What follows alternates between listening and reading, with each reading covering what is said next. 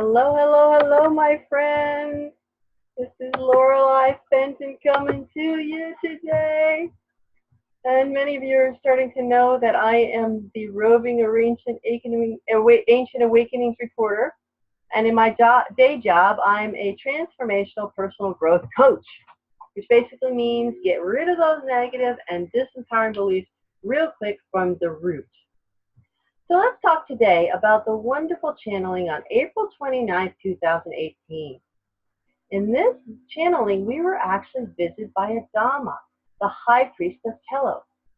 Adama is a blue ray ascended master and the spiritual leader of the sacred Lemurian city of light beneath Mount Shasta, called Telos.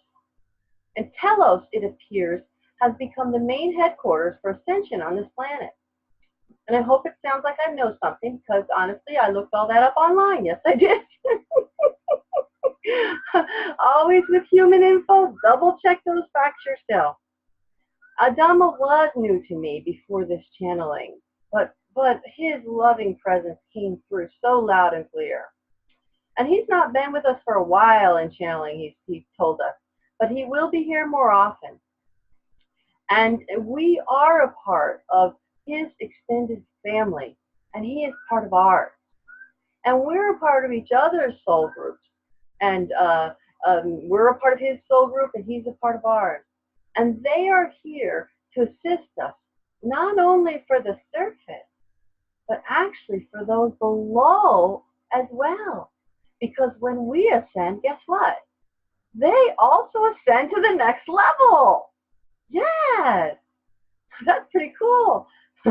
So I'm going to say, too, that in past channelings, we were told that what we do here on Earth affects everyone out there. So that's pretty amazing. They are of service to us, and we are of service to them. And we just need to trust ourselves and trust the process, we're told by Adama, and continue in the remembering. But many of us were in ancient Lemuria, and Adama was there with us. And Adama remembers us. And when we see him, we will remember.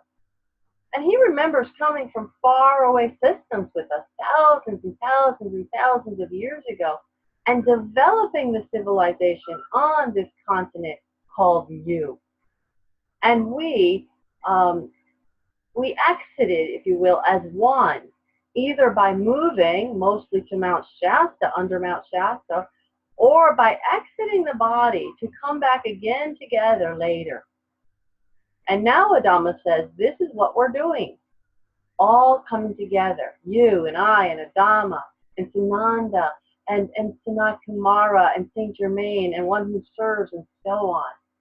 We are coming together as one family, one voice, with the energies and the vibration that we once had so long ago. And we're now ready for this vibrational crescendo here on Earth. And we're all a part of this. So that was amazing. And then Adama left us, of course, with his peace and love and the longing to be in front of us. He said he was really longing to be in front of us as we all long to be in front of him. And boy, is that true, right? I am so ready to get to the other side and be in front of those loved ones. How about you? So then we had our wonderful one who serves come, and he said they were still basking in the glory of our advance, because when we move forward, they also move forward. So we might think of the ascended masters as they've arrived, so to speak, but actually nobody is ever done, because as one who serves says, moving forward is constant, and there's no end ever in sight. And that's the paradox of it. Remember that thing, paradox, we've talked about in the past?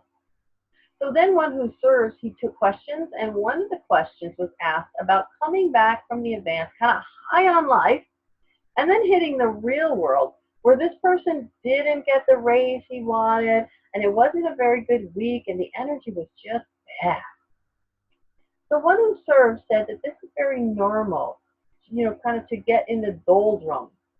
And when we hit what is called the real world after such an experience, it can sometimes happen.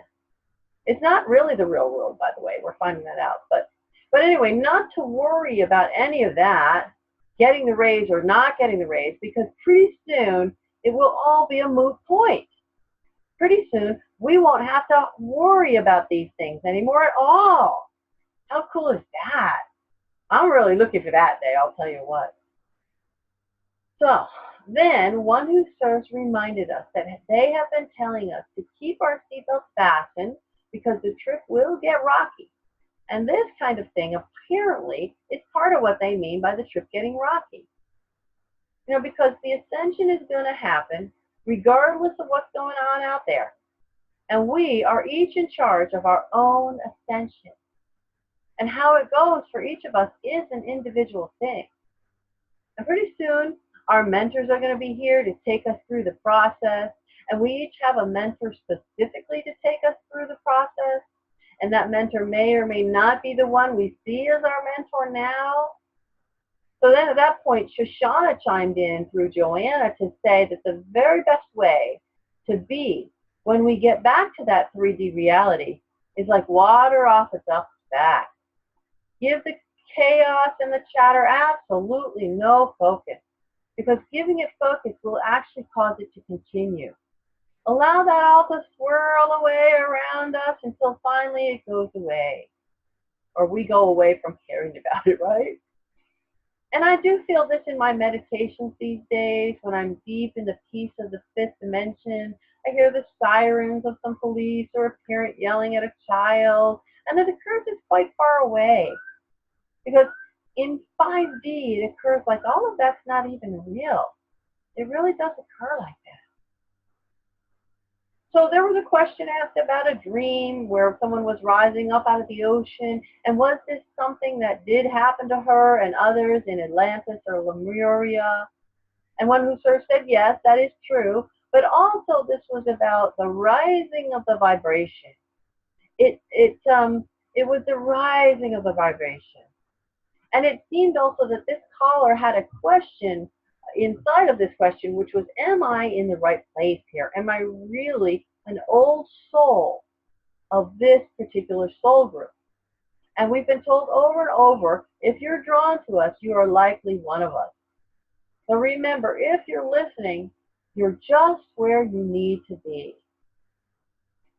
So one who served then said that certainly this person was there in Lemuria and in Atlantis. And most importantly, though, she's here now.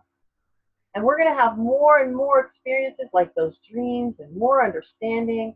And our gifts of visioning and telepathy will be coming back more and more, which is good because those we will soon meet use telepathy. And they don't speak so very much. So we're going to have that skill. So one person wanted to know about our programming and where it came from eons ago and how to get rid of it. And we were told, yes, it came from the Anunnaki, as this person said, and they are now the Cabal, or at least sort of the force behind them. And there was a deliberate plan by those Anunnaki to continue the program so they could continue their bloodline and stay in power indefinitely. And mankind fell victim to that and followed that program blindly for centuries and centuries. And on some level, each of us have contributed to that programming because we came here to experience this 3D experiment. We came here to experience it, so to speak. We came here to experience separation. But now we're coming out of that, first because we see the programming is there. And how we get beyond the programming is to raise our vibrations higher and higher and higher and higher. And as we do this, the programming can't hurt us. The programming is literally hitting a brick wall. We were also told in one of our channelings just recently that once we hit that higher vibration, those Cabal lower energy beings, they can't even see us. So they don't even know where we are. That's pretty cool. So Shoshana then jumped in through Joanna to say that it will help to come to the awareness that we are all the programmer as well as the program. We're the programmer and the program. So it's in our own power to change the program. This is something I also second from the work that I do. It is 100% in our own power to shift what we believe or do not believe. So it might not always feel that way. So here's another interesting thing. If you're under a large crushing boulder and you get a sensation that it may fall on you, for instance, this was one caller's question. According to one who serves, you may be actually communicating with that boulder. If one caller had this experience, so she consciously let go of this, what she thought was a fear-based thought. And then she learned that the rock did fall where she was laying a couple of days later. Isn't that something? So I recently have taken to checking in and not assuming that I'm going into fear mode. For instance, I might say, are you actually going to fall on me, rock? And then feel for the energy of that, if it's a yes or a no. And then that lets me know, of course, do I move or do I just let go of this fear, or is this some kind of, fear mongering going on in my head? So again, it's looking within. So one who serves then made the point that consciousness is in animals and plants and even rocks, and we can and do communicate with that consciousness. That's pretty interesting, huh? So there was then a question asked about the time frame of Lemuria, and it was heard to be anything by this person from millions of years ago to hundreds of thousands of years ago. And one who served said that was all true, and those civilizations lasted a very, very long time. So they evolved to a quite high level. But the time we're concerned with was about 20,000 years ago for Lemuria and about 13,000 years ago for Atlantis. And it was the mixing of these two civilizations that gradually brought the frequencies down.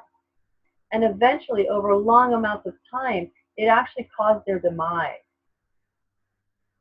So the point was made that the length of existence of all of our current civilizations is really a mere drop in the bucket of time compared to Lemuria, which was around hundreds of thousands of years. That's pretty amazing. Another caller, by the way, had a dream that Krishna and Radha and many powerful beings were in celebration, and they were leaving here, but she could not get to them. She could not leave this planet. Her name, by the way, as given by Athena, was Ariana. And now at this point, Shoshana came through Joanna to say that she and Ariana were connected, that Ariana was a fairy and connected to her. And this was given to her recently in a workshop. And she also said that this is a playing out of her programming, that the memories, in other words, the girl, one who serves said that this dream is a playing out of her programming, and that the memories the memories of not the memories are not coming back, and she cannot reach her people there, and because she doesn't have the memories. And Shoshana made the point that she is reaching people and reaching them powerfully through her loving heart and light surrounding her. So whatever you think, and whenever you think you're not doing something out there or you're not successful at it, you're probably too close to tell that. So Shoshana advised her to release the idea that she was not reaching people so she could reach more people. And that's good advice for all of us, right? So then one who serves chimed in to say that in the celebrations that she saw, they were also sort of precognitive. And she was seeing the celebrations we are anticipating, and they have been telling us of. But the caller could not get there because it was not time to get there yet. At this point, it was not time to go. And at this point, I myself might want to complain about how we've been waiting so long, but then, of course, we just heard about ancient Lemuria and hundreds of thousands of years. So I'm now upsetting on that. The caller then made the point that there are a lot of A-sounding names around here: Ashtar, Athena, Ariana, etc., etc. And one who serves then replied, and this is very interesting, the A sound is important and it harks back to the mother tongue and the ah sound. So we have Miranda, Ariana, Adriana, Sananda, Sanat Kumara, Joanna, Cynthia. And that vibration of the mother tongue has been reverberating through time to assist in the consciousness and bringing the memories back to us. Which does remind me personally that when I was having children, every name I really liked ended in the A sound.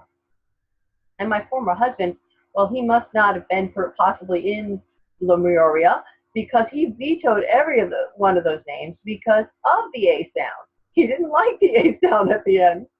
But we still found great names for our kids. And now that I think of it, each one of those names does have an A sound in it, but not at the end. So I win.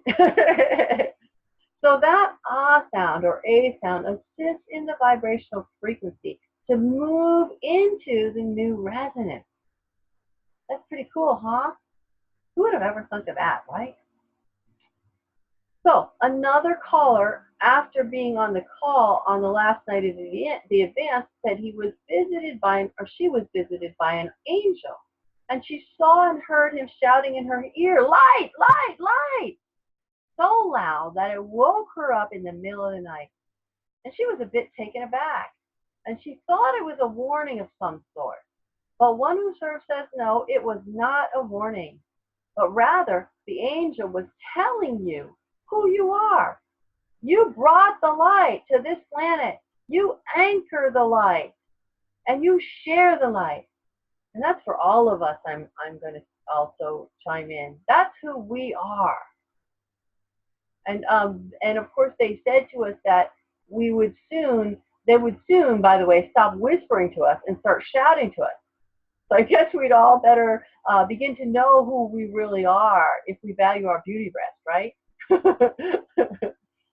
So then one who serves ended the channeling by saying that as we continue to move on, nothing is ever stagnant, and we are never stagnant. We're evolving and moving through this transition and helping others to move as well. And of course, he left us with his peace. And so that was a wonderful channeling. I hope you enjoyed it as I did. I send you love, light, joy, and the profound knowing that yes, you are a divine being with a divine purpose. Namaste, my friend.